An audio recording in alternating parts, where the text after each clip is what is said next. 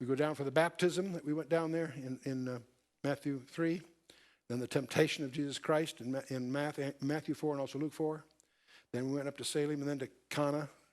That's really in John's Gospel where we have the first miracle, the water turned to wine. And so we get to the spring of 29 A.D. The first miracle was in Cana, and he moves to Capernaum. And there's a sojourn down to Jerusalem where he purges the temple, Nicodemus' visit.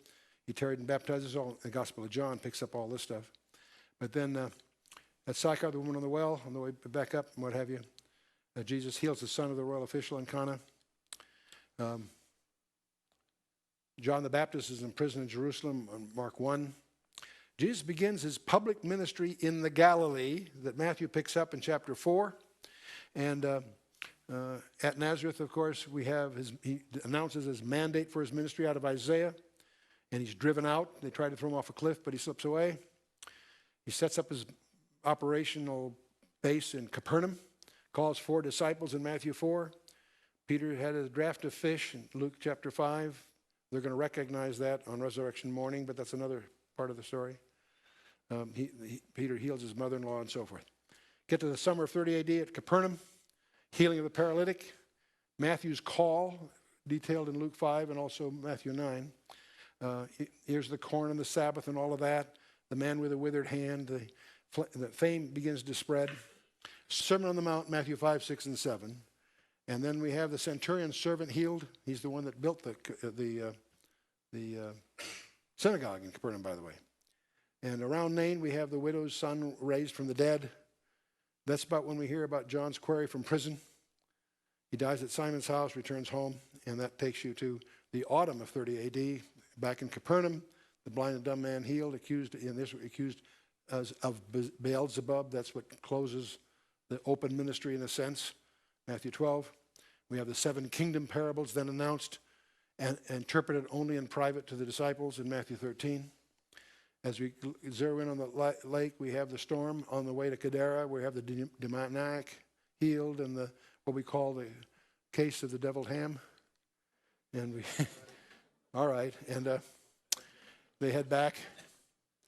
And Capernaum, Jairus' daughter is raised. The woman with the issue of blood, both have a 12-year issue going on here.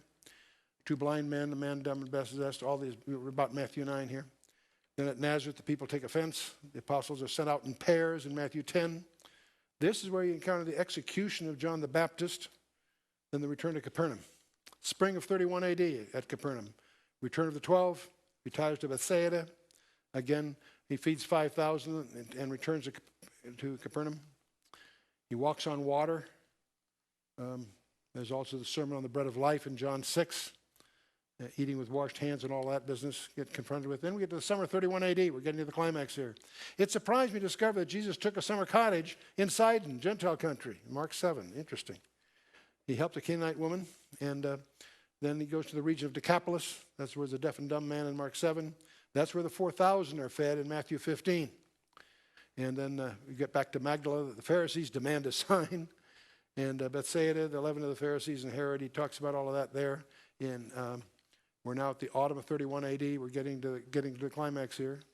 Journey northwards to Caesarea Philippi. We were just there a chapter ago. And the transfiguration occurs. Different people have different views. We're assuming here it's probably Mount Tabor. And, Mount Hermon. And many people assume it's Mount Tabor. I don't think it was because it was inhabited at the time.